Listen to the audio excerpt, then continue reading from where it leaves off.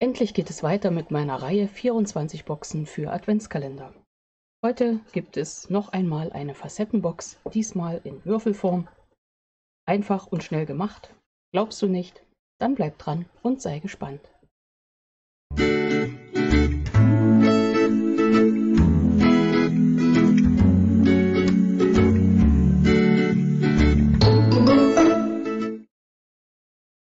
Hallo und herzlich willkommen in meiner Kreativwerkstatt. Schön, dass du dabei bist.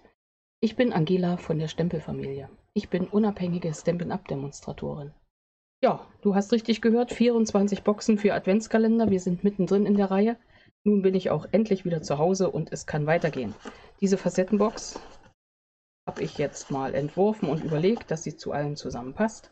Was hatten wir schon? Wir hatten als erstes diesen Surcream-Container der dreieckigen Form. Dann hatten wir eine selbstschließende Box mit Boden. Richtig viel Platz. Da passt sicher ein großes Duschbad zum Beispiel rein, so eine Tubenform. Als nächstes, Moment, mein Spicker. Als nächstes hatten wir die Hausbox. Da ist hier mal gerade eine Naht aufgeplatzt. Hier siehst du sie. Dann gab es den Milchkarton. Was drin, wer weiß. Und die Facettenbox in dieser Form, ähnlich wie ein Rucksack, den ich da auch gemacht habe.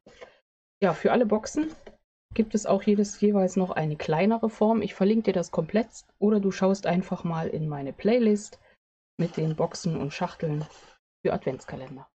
Diese Box ist heute dran. Es geht los. Plan der ganzen Reihe ist ja, dass du mit einem Paket Designerpapier 24 Boxen basteln kannst. Ein bisschen Farbkarton noch dazu. Du könntest alle 24 Boxen, die ich dir zeige, einzeln und einmal basteln oder du wählst ein oder zwei Boxen aus. Und in Kombination mit dem Farbkarton müsste das Papier, das Designerpapier, komplett die eine Packung reichen. Ich habe genommen das Designerpapier. Moment, ich bin natürlich völlig raus. Mich 4 Wochen bei einer Reha erholt und fit gemacht. Jetzt bin ich ja da. Jetzt muss ich mal schauen, wie es heißt. Das heißt malerische Weihnacht. Genau, das nehme ich. So, dafür fange ich jetzt mal an mit einem Stück Farbkarton. Mal sehen, ob ich es ohne Spicker hinkriege. Und zwar habe ich da Celadon genommen in den Maßen 21 x 29 cm und ein bisschen Designerpapier. Bei diesem Stück siehst du ja, habe ich es komplett in Designerpapier gearbeitet und um mal eine Variante zu zeigen, jetzt also in Farbkarton. Dann brauche ich den Papierschneider. Noch so als kleiner Hinweis, habe ich natürlich bei den anderen schon gesagt, bei den anderen Boxen. Die Dekoration im Einzelnen und die Nummerierung werde ich ganz am Ende machen, damit das dann alles schön zusammenpasst und dann auch einige Ideen dazu zeigen. Jo, also ich lege die kurze Seite an bis 21 cm. Ich lege sie an bei 7 cm, bei 10,5 und bei 14 cm.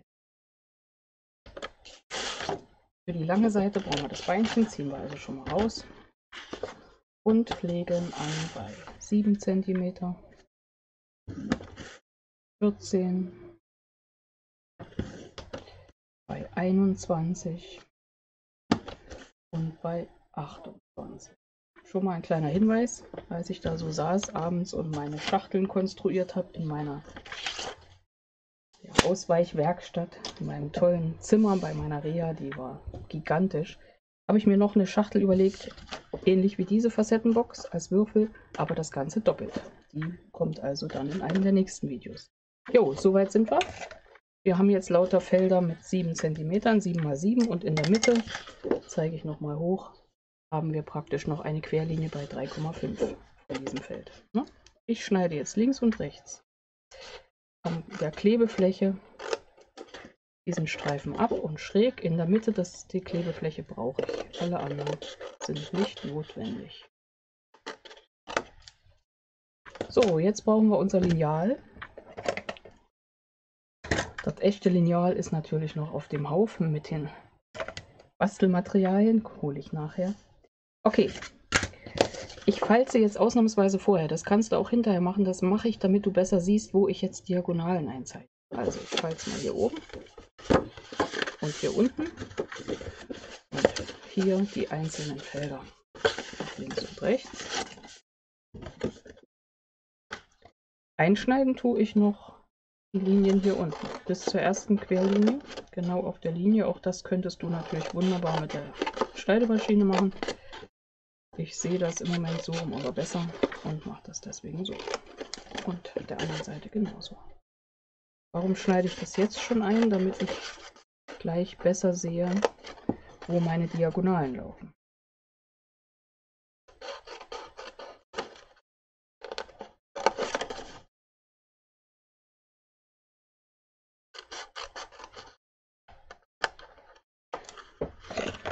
Hier hinten noch die Klebefläche. Ja, hier nehme ich Aufhebhelfer, mit dem kann man auch wunderbar falzen, und ein Lineal und zeichne mir die erste Diagonale. Und du siehst, sie geht genau hier lang. Hier. Und das mache ich jetzt in jedem Feld. Eckpunkte. Ich mache das auch immer in eine Richtung, wo es gleichmäßig geht, und dann drehe ich komplett um und mache die andere Richtung. Kannst du dir ja schon vorstellen, wir brauchen natürlich auch in die andere Richtung eine Diagonale hier.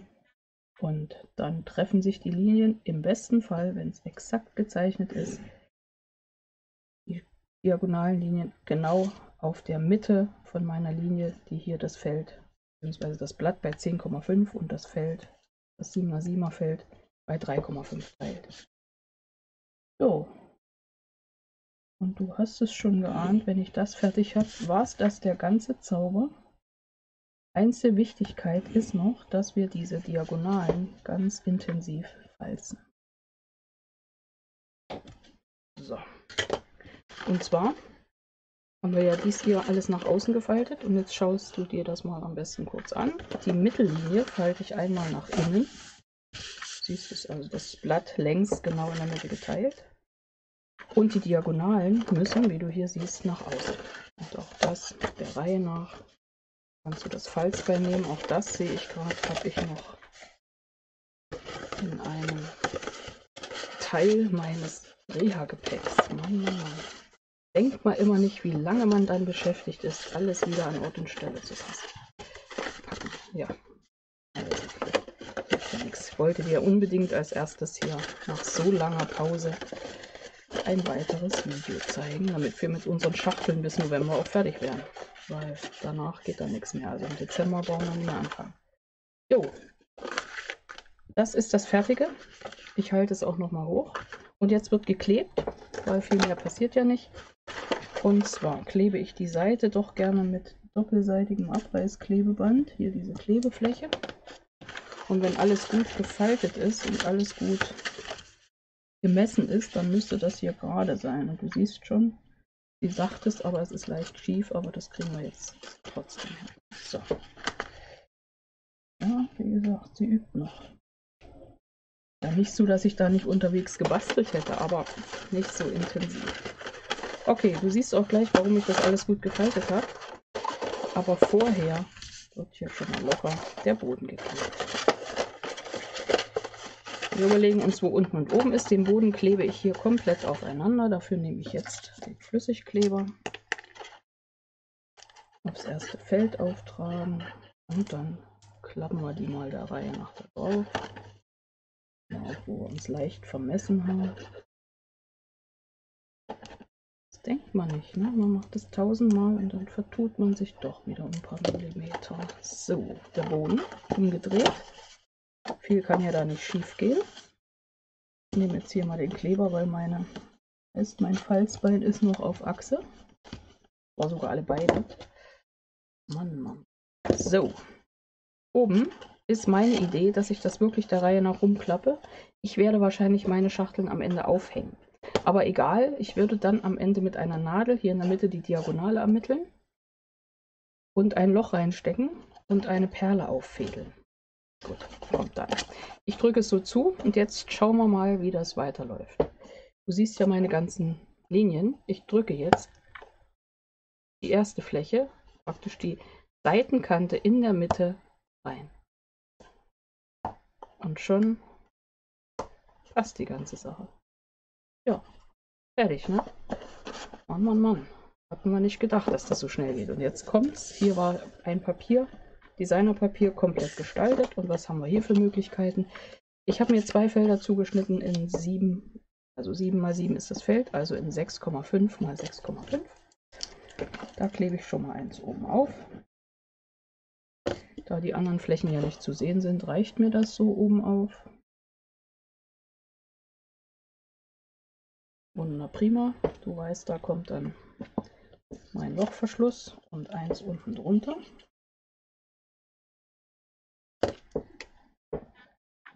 Hast du eigentlich wahrgenommen, also ich bin fix und fertig, wenn ich im Spiegel gucke, wie viele Haare da oben drauf wachsen im Moment. Das ist der Hammer. Nur ist man so völlig glücklich, nachdem das ja so kahl war wieder. Und so lange so kahl, dass jetzt so eine Matte drauf ist. Die kämpft noch ein bisschen mit mir, ob der Friseur dran wäre. Also eigentlich wäre er mal dran. Aber so eine Matte, was denkst du? Also das, ja, kannst ja mal schreiben, was du zu dem Thema denkst. Kennst ja vielleicht noch meine Glatze. So, das haben wir. Und wenn dir das jetzt nicht bunt genug ist, kein Problem, habe ich noch ein Feld zugeschnitten in 6 x 6. Und das lege ich jetzt einfach mal hier rein.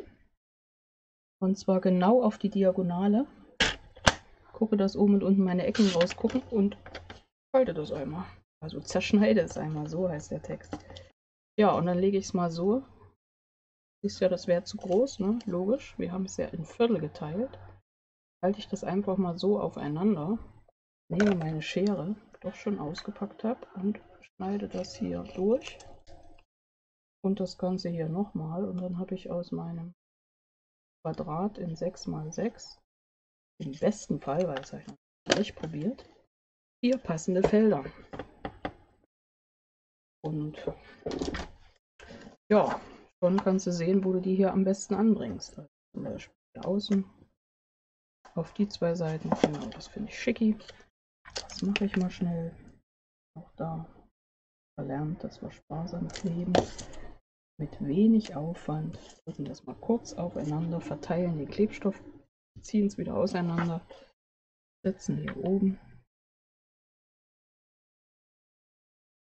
erste Fläche drauf. Ja, und jetzt kannst du da ein bisschen spielen. Ich mache hier unten die zweite, freue mich dran, das passt, schiebe das noch ein bisschen. Notfalls kann ich auch von oben reinfassen und drücken, und auf der anderen Seite gegenüberliegend mache ich das gleiche nochmal.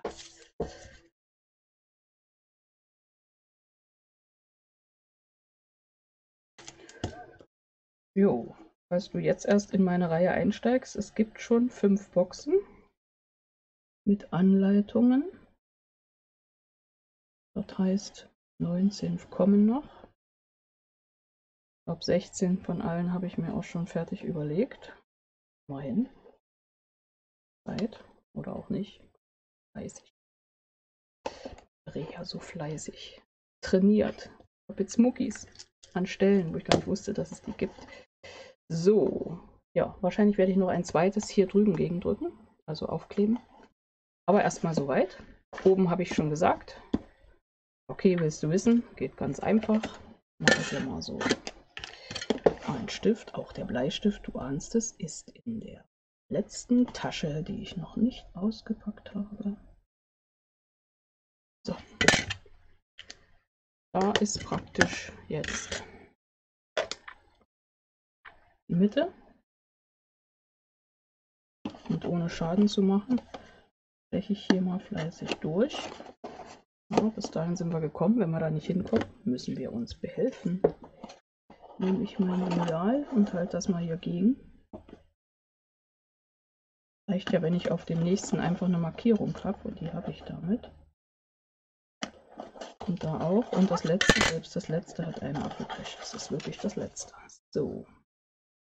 Jetzt den Finger nicht hin.